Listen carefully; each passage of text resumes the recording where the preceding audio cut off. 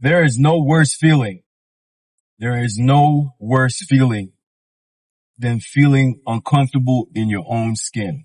When you have to hide your body because you feel insecure about how you look. So you wear clothes to hide the lumps and the parts of your body that protrude through your clothing. There's nothing worse than that feeling of not being confident with yourself. I was there. 2020, we all know what went down, and I was stuck at home, hanging out, not being productive. Then, even though I was working out, I was eating like garbage, but I made excuses saying that I was bulking and I was trying to put on muscle, but it was all BS. And as you can see, I was in a terrible state. I was in the worst shape of my life, and I was at a crossroads. People in their 30s or their mid 30s tend to fall off physically. I see it all the time when I go on social media and see people that I went to school with. They ain't looking that good. And I had a decision to make. Was I going to continue down that path and become one of them? Or was I going to be extraordinary and be in the best shape of my life at this point in my life? I decided to go with the latter. I hopped on the scale and I saw 200 plus pounds.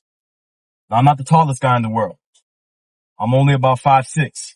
210 pounds is a really bad look at my height. So something had to be done. Steps that I took to lose weight were: one, finding a goal weight. My goal weight was 168 pounds. I would literally write down with my daily goals every day, I am 168 pounds. I actually went on Google and I found a picture of somebody on a scale with it saying 168 pounds, and I put that on my vision board. And every day I would look at that. Then I found a picture of me when I was in prime shape, and I printed that out, and I also put that on my vision board. Actually, I didn't put that on my vision board. I put that on my mirror, my full body mirror. Whenever I had to look at myself in my underwear or whatnot, and I would see this guy, this version of myself that I knew was possible because I'd been there before, I would feel very uncomfortable. And that would motivate me to take the steps to get back to being the person that I saw in that picture that I posted on the mirror. Those were two unusual steps that I took towards my weight loss goals. Then I decided I would spend at least 15 minutes a day studying weight loss.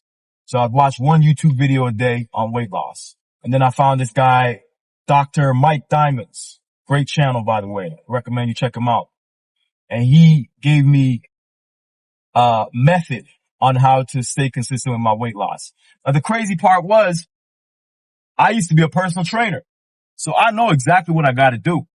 But I would watch these YouTube channels because it would be a constant reminder.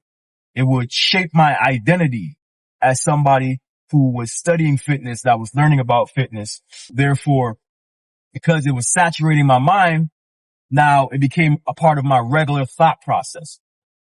When I want to eat some BS, I would think back to the videos I've been watching every day, and I think, nah, I can't do that. This is going to take me over my calories. There's some underrated things about weight loss and how I lost 50 pounds. Number one, the Apple Watch. This was huge. A client of mine who lost over 100 pounds suggested this to me. And it's a game changer because what it does, it gives you accountability. Closing the rings gives me a sense of achievement every day. And it got taken to another level once I realized I could add people and compete with them on the Apple Watch. That was a game changer because I am crazy competitive. So I leveraged my competitive nature to stay consistent with my workouts and my workout goals. Matter of fact, I have one dude there on my Apple Watch that he's blowing me out of the water right now. I think he's got maybe 100 days on me, and I'm praying for the day that he slips. But it's crazy because one day he almost slipped and I called him and reminded him. But hey, sometimes you got to do the right thing over what you want, because I saw that happening and he actually forgot his watch. But I called him up. I was like, yo, bro, what's up? What you doing today? Right. That competitive spirit is what keeps me pushing And the Apple Watch is a huge part of that. Another part of it is me leveraging my competition and my competitive spirit with one of my clients.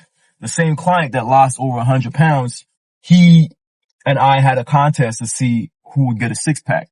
Now, really and truly, I wanted a six pack, but I knew that it was going to take a lot of hard work and dedication. And I understood myself.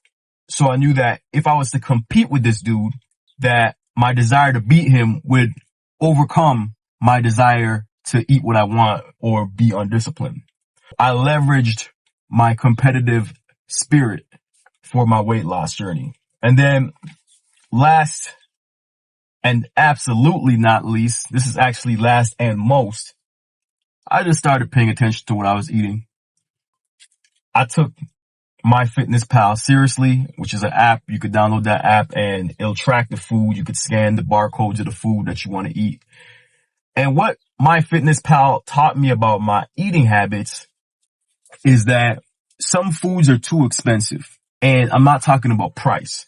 I'm talking about calories. There's certain things that I used to like eating. Like I used to like eating a lot of cashews and pistachios and whatnot, but I would eat the whole bag of them joints. And that was my calorie intake for the day. Sometimes a bag of those nuts is like 2,000 calories, right? Once I understood which foods were expensive in calories, I would stay away from those foods.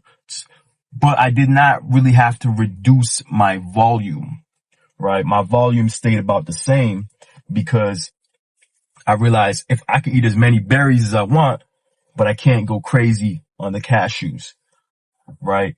And by keeping track of my calories, I was able to learn what worked and what did not work. Hi, how can I help you? Hi, may I please have a medium oat milk latte?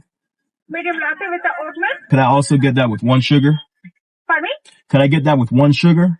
Medium latte with the oat milk and one sugar in it. That's all. Thank you. This is for my wife, by the way. This is not for me. So don't get it twisted. Look, a lot of people think that counting your calories is hard, but the fact of the matter is that you only eat a certain amount of foods consistently. And once you figure out the foods that you eat consistently, you'll learn which ones are too expensive and which ones you need to replace when it comes to maintaining a caloric deficit, maintaining a caloric deficit, right? You want to aim for about 500 under your maintenance calories, and you can easily go online and see calculators that will tell you exactly how many calories you need to eat based on your weight and your current height. If you want to lose a certain amount of weight, you could even use AI for this. Use ChatGPT, put in your weight, how much you want to lose, your height, and it'll tell you this is how many calories you're supposed to eat. Having a goal for my weight, seeing a picture of me at my best that I want to recreate every day, leveraging my competitive spirit and keeping track of my food, also utilizing the Apple Watch, are the steps that I took to lose 50 pounds.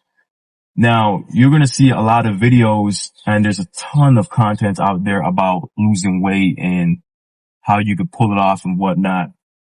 But the thing is, I think what they're missing is the psychological aspects. While they give you the technique, take more steps, eat less calories, work out more. All those are great. It's very simple, but the psychological aspect is just as important. Thank you. The psychological aspect is just as important. That's why I say you should write a goal down about the specific weight that you want to be. And then also have a picture, if not of yourself, of somebody that you aspire to be like physically, and put that in a mirror that you could see it every day. This way, it constantly reminds you of where you're currently at and where you want to be. Because the thing is about goals is that if you're not constantly reviewing them and you're not constantly seeing them, you're going to forget, right? Those two, I think, are the biggest part to my success. And I think that's what's missing with a lot of people's advice online. They don't give you the psychological breakdown and the goal setting aspect of it. They just kind of give you the formula. So that's my take on how I lost my weight. I hope you guys found that useful, and I hope this could help you on your weight loss journey, because like I said at the beginning of the video, there's nothing worse than feeling uncomfortable in your own skin. It's a terrible way to live. And if you feel that way currently, I know you want to move past that. I hope this video adds some sort of value and gets you into a place where you feel good about your body and you can improve your overall confidence, which will in turn improve your life. Thank you for watching. I appreciate you guys. I'll catch you in the next one. Peace.